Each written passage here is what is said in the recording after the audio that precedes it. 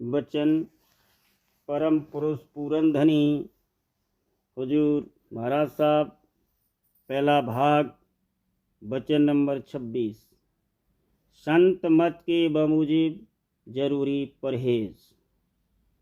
संत मत के बमुजिब परहेज यह दरकार है कि जो गृहस्थी हैं वह सिवाय जरूरी सामान के, जो कि उनके और कुटुंब के गुजारे के लिए काफ़ी हो, ज़्यादा ख्वाहिश दुनिया के सामान की और प्राप्ति धन की न उठावे और अपने फुर्सत के वक्त को परमार्थी पोथी पढ़ने और दूसरे परमार्थी कार्रवाई में लगावें।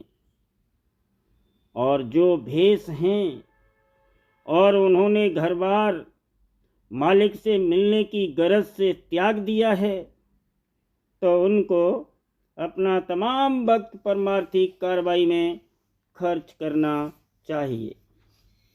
जो रूखी सूखी रोटी मिल जावे उसी को खाकर अपनी गुजरान करें और कोई ख्वाहिश संसार में मान बढ़ाई और धन जोड़ने की न उठावे, नहीं तो बहुत मार खाएंगे, क्योंकि बनिस्बत गृहस्थियों के उनकी जिम्मेदारी ज़्यादा है।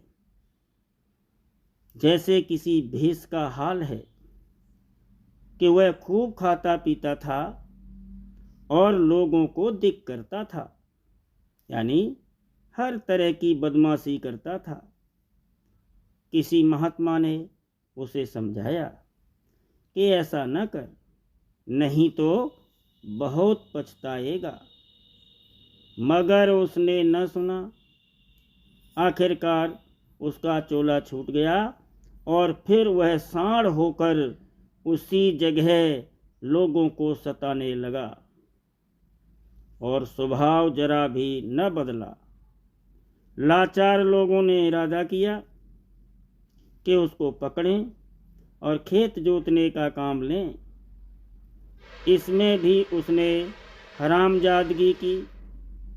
हर चंद मार पड़ती थी, मगर वह बैठ बैठ जाता था। आखिर उन महात्मा को दया आई।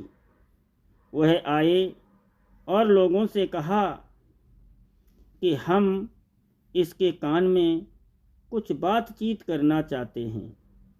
उन्होंने कहा कि अच्छा, कर लीजिए। तब महात्मा जी ने उसके कान में कहा कि क्यों बच्चा, इतनी हालत पर भी नहीं पछताते हो? हम तुमको समझाते थे, तुमने नहीं माना। यह सुनकर उसकी आंखों में आंसू भर आए और वह सीधा चलने लगा। कुछ दिनों में उसका चोला छूट गया और महात्मा की मेहर और दया से फिर उत्तम नरदेही मिली और कुछ कारज उसके जीविका बन गया।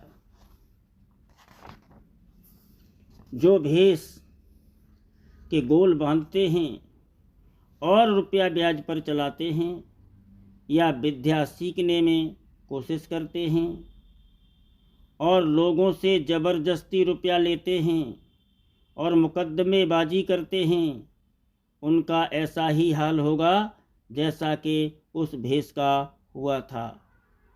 भेष भेष को देख लजावे, सो भी कच्चा कर भक्ति। कबीर जोगी जगत गुरु, तजे जगत की आस। जो चाहे वह जगत को, तो जगत गुरु वह दास। वचन 27। सत्संग में आपा ठानना या मान बढ़ाई चाहना नामुनासिब है। जैसे कि कोई गहरी नींद में सो रहा है और कोई आकर उसे जगावे। जैसे कोई किसी वक्त में उम्दा बाजा सुनने में मस्त हो रहा है और कोई उसे हटावे। जैसे कोई शख्स खूब गौर से कोई चीज़ पढ़ रहा है और कोई उसे आकर छेड़े। जैसे मछली को कोई शख्स पानी से निकाल कर जमीन पर डाल दे। जैसे बालक दूध पी रहा है और कोई उसे माता की छाती से हटा दे, तो इन सब सूरतों में विघन कारक कैसा बुरा मालूम होता है और कैसे भारी पाप का भागी होता है। इसी तरह जहाँ सत्संग कुल मालिक का हो रहा है और जीव उमंग और शौक के साथ भक्ति में लगे हैं, वहाँ जो कोई अपनी मान बढ़ाई की चाह लेकर जावे और आपा ठाने, तो वह कैसे बुरा मालूम होगा। यह आपा सबसे मुरा ऐब है, और ऐब और कसूर तो साफ भी हो सकते हैं, मगर अहंकार मालिक को मुतलक पसंद नहीं है। इसको तो जरूर हटाना और घटाना चाहिए।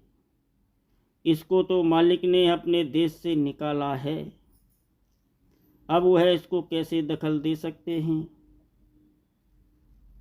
और जहाँ कहीं यह प्रकट होता है तो मालिक जरूर इसको ठोकर लगाता है, अगरचे यह ऐब थोड़ा बहुत सब में है, मगर उसके लिए माफ़ी मांगना और झुरना और पछताना तो जरूर सबको चाहिए, नहीं तो दुरुस्ती कैसे होगी।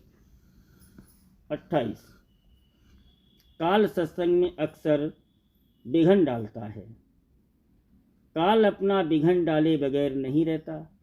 जब देखता है कि सत्संग निर्मल और निर्विघन हो रहा है, तब ही कोई झगड़ा बखेड़ा खड़ा कर देता है। हुजूर साहब के वक्त में भी अक्सर ऐसे झगड़े बखेड़े आते रहते थे, मगर वे तो समर्थ थे।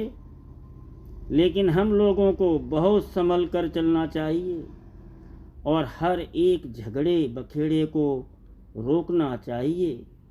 अगर कोई दो गाली भी दे हमको दे जावे तो भी क्षमा करनी चाहिए। अब जो है वह साध संग है, इसमें बड़ी होशियारी करना लाजिम है।